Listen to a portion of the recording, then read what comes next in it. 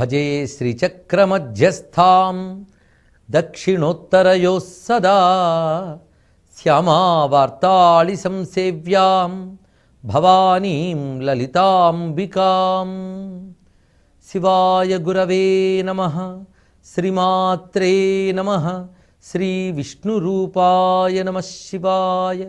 శ్రీలలితాంబికాయై నమః. స్థూల ముక్తా ఫలోదార సుహారాయై నమో నమః.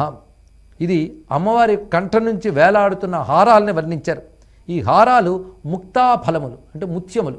ఆ ముత్యములు కూడా ఏవో చిన్న చిన్నవి కాకుండా స్థూల అని చెప్పారు. అంటే చక్కటి ఆకారంతో నిండుగా ఉన్నటువంటి ముత్యాల మాలను అలంకరించుకుందట ఆ తల్లి.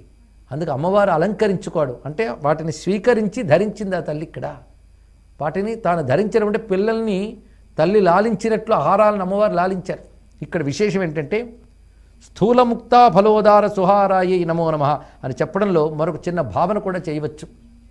ఈ స్థూలదేహం పొంది ఆ తర్వాత అమ్మవారిని ఉపాసన చేసి ముక్తులైన వారికి అమ్మవారు ఆ మోక్ష ఫలాన్ని ఇచ్చిందిట. అది కూడా ఇక్కడ భావించవచ్చు. ఆ మోక్ష ఫలాన్ని ఇచ్చిన ముక్తి పొందిన వారిని అమ్మవారు స్వీకరించి తనలో ఐక్యం చేసుకున్నారు.